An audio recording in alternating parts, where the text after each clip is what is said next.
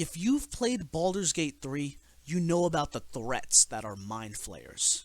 And this is the best deck that shows it off. Bam! We are back. Gentlemen, it's been a while. I moved. I live different places now. And now I have my recording stuff set up. Shout out to Sebastian. You know who you are, reminding me to get a deck tech out to you guys after such a long wait. We're going to come forward with one of my personal favorites. Let's get into it. So, the theme of this deck is Mindflayers. For those of you not aware, Mindflayers are a creature in the Dungeons and Dragons universe, centered around stealing your opponent's knowledge, taking their brains, right, and consuming that. This deck follows that sort of mindset by first taking all the illithid like creatures from the D&D universe and putting it all into one deck that have them available.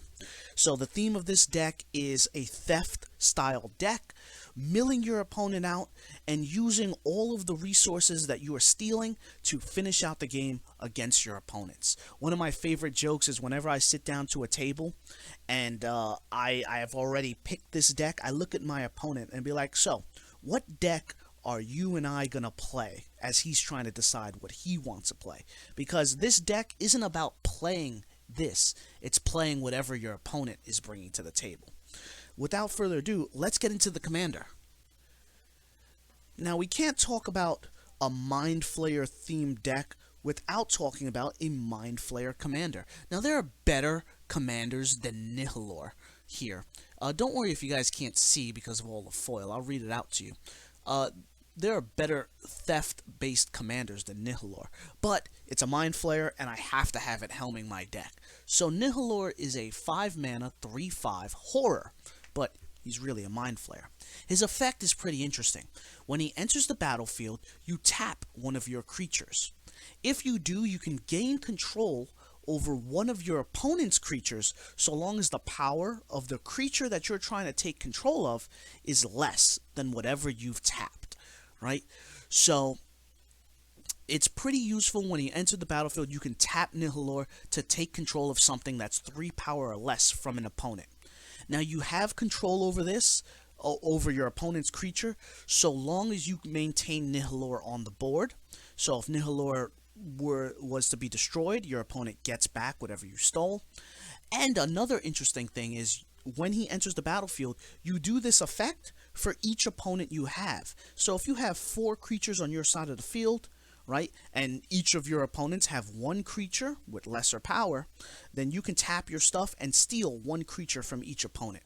He has a secondary effect, which is really the main thing that we're going to be focusing on, which is whenever you attack with a creature an opponent owns, you gain 2 life and that player loses 2 life. So that's really going to be the main thing that we're focusing on with Nihiloor. That's enough about the commander. Let's get into the deck.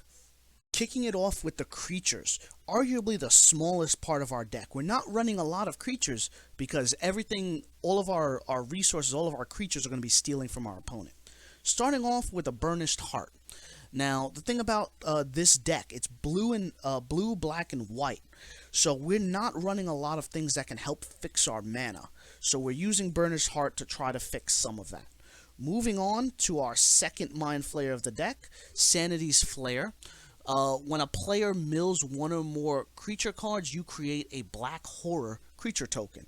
Of course, that horror creature token has to be a Mindflayer, just like the commander and just like this guy here. He has an activated effect where you can pay 1 and tap him to mill 3 cards from your opponent. Very useful tool. Thief of Sanity is next. Not a Mindflayer, but it's got an amazing effect. Quite a lot. When it deals combat damage to the player, look at the top 3 cards of that player's library. You exile one of them face down and put the rest into the grave. For as long as that card is exiled, you may look at it and cast it.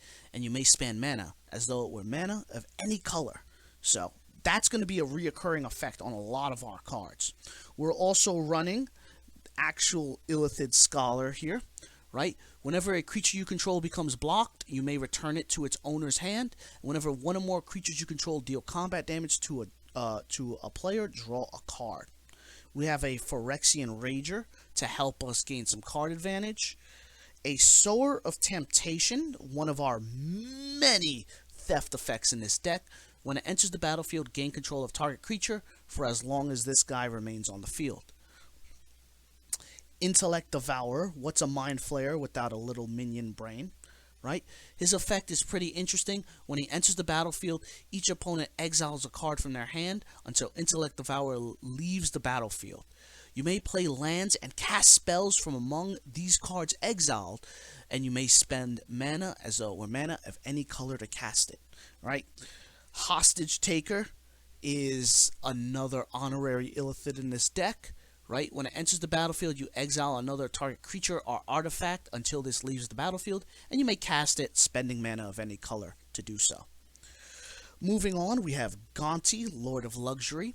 He's got another lot of effects, but when he enters the battlefield, look at the top 4 cards of an opponent's library, exile one of them face down, put the rest in the bottom of the library, and you may look at it and cast it, spending mana as any color to do so.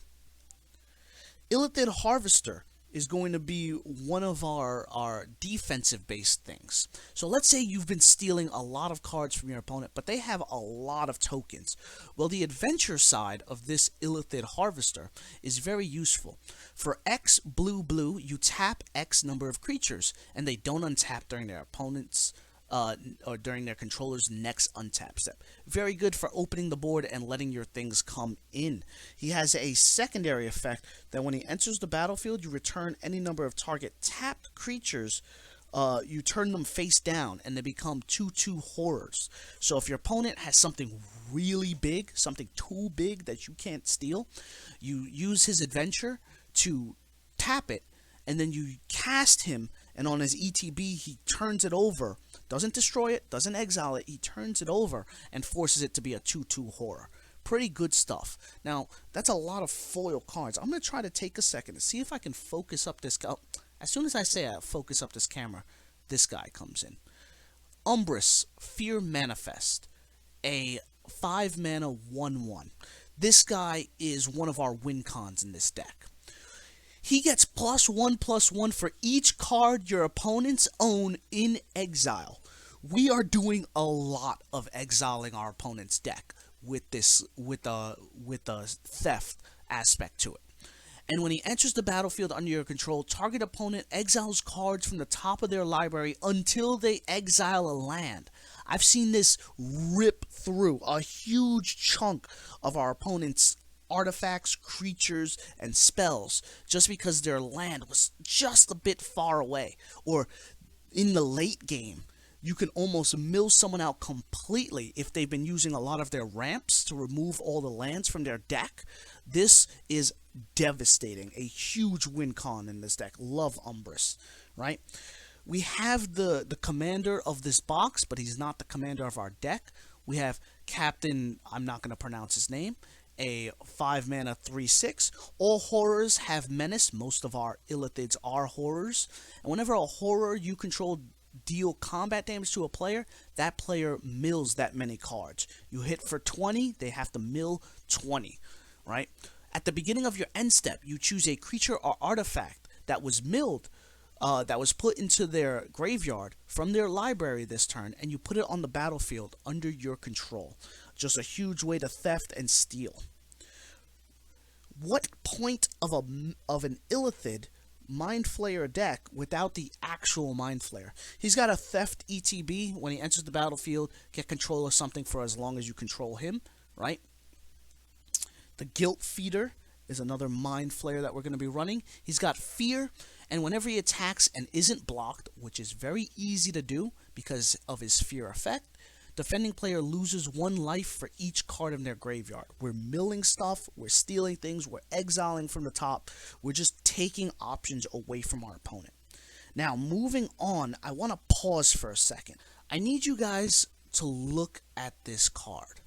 This is the Mindflayer the Shadow. This is from the Stranger Things Secret Lair. Now, its effect isn't anything too much to write home about. 4, 5, 6, 7 for a 9/9. It's a horror. It's a Mindflayer, obviously, technically. Its effect is, it isn't a creature unless you control 3 or more permanents you don't own. Very easy to do. And at the beginning of your end step, exile the bottom card of each opponent's library face down, allowing you to cast it, spend mana as any color to do so. So the reason I want to pause and talk about this guy is that you look at all the information on it. It's got a different name, right? Mindflayer the Shadow, it's a 9/9. It's got its own set of numbers at the bottom right hand, or in this case, bottom left hand corner of the card. I ask a question to you guys. Is Mindflayer the Shadow able to be run in a commander deck with Arvinox the Mind Flail? This card has the exact same mana cost, the exact same power toughness, and the exact same effect as Mindflayer the Shadow, but it's a completely different card. See, it's running different different set names, different artists, different all that stuff in the corner than the actual original. For all intents and purposes, this is a retrain. Different name, which circumvents the commander rule of only one card of its type, one card of the same name. Can I run both of them in the deck? If you can't, you just replace this with another theft type card. But just because they're both Mind Flayers and Mind Flails, I like to have them in for the meme, right? I wanted to pause and talk about these guys because I really have a legitimate question on them. Let's move on though. Mindflayer deck, we've got to talk about the Elder Brain, right? When it attacks a player, exile all cards from that player's hand, and they draw that many cards. You may play lands and cast spells from among them as long as they remain exiled, and obviously spend mana as though it were any color to do this. Brain Stealer Dragon is a 6/6 flying. At the beginning of your end step, exile the top card of each opponent's library. You may play it, blah blah blah, spend mana, right? Whenever a non-land permanent an opponent owns enters the battlefield under your control, they lose life equal to the mana value. So pretty good to start taxing. We're nearing the end of our creatures. We're in the final two. Thieved Amalgam, right? This is a 7 mana 6/7. At the beginning of each opponent's upkeep, you manifest the top card. That means just putting that card face down on your side of the field as a 2/2. Whenever a creature you control, a creature you don't own dies, its owner loses 2 life and you gain 2 life. Whenever a creature you control but don't own die, which is going to be almost all of your creatures. The last thing we have, the best theft effect in the game, Agent of Treachery. So this guy says when he enters the battlefield, gain control of target permanent. Doesn't have to be a creature. It could be a land. It can be an artifact, enchantment. This is just a great theft. And at the beginning of your end step, if you control 3 or more permanents you don't own, draw 3 cards, right? Fantastic way to finish out our creature base. Now, if you've been tracking, we start playing creatures and things at around 4 mana, which is pretty late in the game, comparatively, in a game of Commander. So we need ways to get there fast. With that in mind, let's talk about our artifacts. For our artifacts, we're talking about the basics: the Soul Ring, the Arcane Signet, Dimir Signet, Orzhov Signet, Talisman of Dominance. This is a prismatic lens, but if I had the card, I would replace it with the other talisman, a Felwar Stone, and a Coalition Relic, right? These are all mana rocks to help fix us all the way up to 4 mana when we can actually start playing stuff. That is all of the creatures that we're running. Now we can start talking about the real stuff, the theft stuff. Moving on to enchantments. We have Domination. Enchant a creature, you control that creature, and at the beginning of your end step, if its power is 4 or greater, you sacrifice it. Control magic. Gain control of target creature. Abduction. When it comes into play, you untap enchanted creature, gain control of it, and if it would be put into the graveyard, put that creature into play under its owner's control. So we just steal it for a little bit. Persuasion. Enchant creature, you control it. Corrupted Consciousness. This one's fun. Another game ender here. Enchant creature. You control enchanted creature, but the enchanted creature also has an infect, which is if you deal, it deals damage in the form of -1/-1 counters and poison counters to our opponent. Which, by the way, if they have 10 or more, they die automatically. Mind control. You control enchanted creature. Confiscate. You control enchanted permanent. Enslave. You control enchanted creature. And at the beginning of your upkeep, the creature deals 1 damage to its owner. Not the one who controls it, the one who owns it, which would be the opponent you stole from. Soul Ransom. Enchant creature. You control enchanted creature. Your opponent can discard 2 cards, right? And to force you to sacrifice this card so that they get it back, right? Pretty good. It's 4 mana though, and most times our opponent isn't going to sacrifice 2 cards to do this. Curse of Unbinding. Super mean. Enchant a player.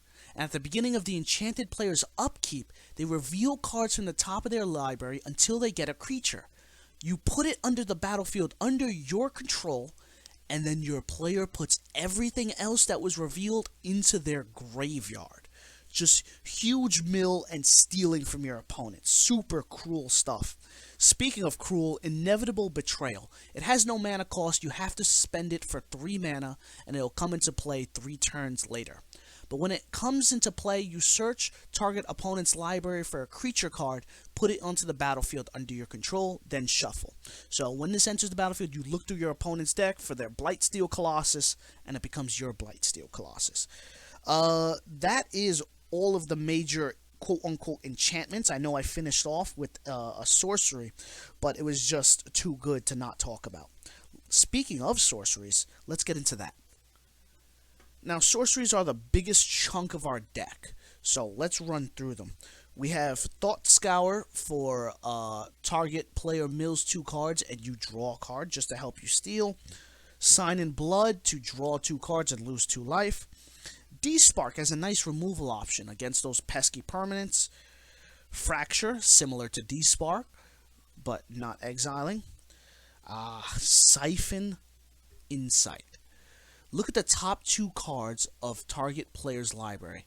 Exile one of them face down. You may play it and, spend mana as any color, blah, blah, blah. It has a flashback cost, so you can do this twice. Maddening Cacophony. This is where the mill stuff starts kicking in. A 2 mana, you can kicker it for 4, but each opponent mills 8 cards. If you kick this, instead each opponent mills half their library rounded up. We're just throwing everything into their graveyard to extract some brain from them. This is a blue-black with X. Target opponent chooses X cards from their library. Look at those cards. You may cast a spell from among them without paying its mana cost. Speaking of other Illithid cool things, the Lull Mage's Domination, right? This spell costs 3 less to cast if it targets a creature whose controller has 8 or more cards in their graveyard. They will have 8 or more cards in their graveyard. Don't you worry. Gain control of target creature with converted mana cost X or less. X being, however much you want to pump into it. But it'll always be, or not always, but most times it'll be a minimum of 3. So very nice to have. We have a Mind Funnel, which is target opponent reveals the top card of their library until 4 land cards are revealed. Then put all cards revealed this way into his or her graveyard. Just terrible destruction of their library. Fractured Sanity. Each opponent mills 14 cards. You can also cycle it if you need a card draw from it. And if you cycle it, they still mill 4 cards. Like, what? So mean. Speaking of mean, though, Tasha's Hideous Laughter. Each opponent exiles. Oh, excuse me. My phone knew this was about to get serious. Each opponent exiles cards from the top of their library until it has a combined mana cost total of 20 or more. You're going to hit a lot of stuff before they hit 20 or more, unless they're running something big. I've seen almost destruction of their entire deck if they're running a low to the ground mana base stuff. Pilfered Plans. Target player puts the top 2 cards of their library into their graveyard. You draw 2 cards. Read the Bones is a nice little card draw. Scry 2 and draw 2. You lose 2. Right? A lot of 2s in that one. Painful Truths. You draw X cards and you lose X life, where X is the number of colors you spent to cast that, which most times it should be 3. Esper Charm to deal with enchantments. Draw or force a player to discard. Concentrate, draw 3. Memory Plunder. You may target an instant or sorcery card from an opponent's graveyard and play it without spending its mana cost. Covetous Urge, Target opponent reveals their hand. You choose a non-land card from that player's graveyard or hand and exile it, allowing you to cast, spend mana as any color to do so. Mass Manipulation. Gain control of X target creatures and or planeswalkers. It's got a hefty cost to it though, so we usually play this on the end game. Speaking of end game, we have Expropriate. This is an 8 cost. Starting with you vote for time or money. For every vote of time, you take an extra turn. For every vote of money, you gain a permanent owned by the voter that voted for money. So it's essentially looking at your opponents and say, hey, do you want me to take control of something you own, or do you want to give me an extra turn? Surprisingly, they'll always give you something they own. Very rarely do they give you an extra turn, because you have things like Psionic Ritual. You can replicate it if you tap an untapped horror you control, meaning you can copy it.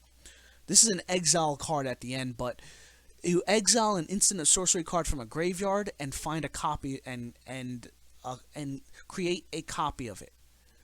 You may cast a copy without paying its mana cost. The last 2 cards are going to be some removal options, like Asura's Command and Phyrexian Rebirth. It gives us a horror at the end, so it's cool. Those are all of the permanent or of the spells, creatures, artifacts in the deck. Let's finish off with the land count. The land count is always kept simple in my videos. I like Command Tower, Exotic Orchard, Rogue's Passage to slip through some of those heavier hitters that we stole. The Drowned Yard to force an opponent to mill if we got excess mana. Temple of the False God. Arcane Sanctum, right? Let me continue moving. We're going to go faster now. Temple of Silence, Cave, Temple of Enlightenment, Port Town, Prairie Stream, Tainted Isle, River of Tears, Temple of Deceit, Choked Estuary. We're going to keep going faster. Sunken Hollow. Oh, wait. Nope, never mind. I don't have to go faster. We went to the basics now. 1, 2, 3, 4, 5, 6, 7, 8, 9 islands. 1, 2, 3, 4, 5, 6, 7, 8 swamps. 1, 2, 3, 4 plains. We're now running a lot of white cards in this deck, if you haven't noticed. So that is the deck on a whole. Let's finish off with closing thoughts. Mindflayers are menaces, constantly staying to the shadows, never engaging or very rarely engaging, using their own strength. Instead, they take from your opponent, attack psychically, and force you to turn against your own allies.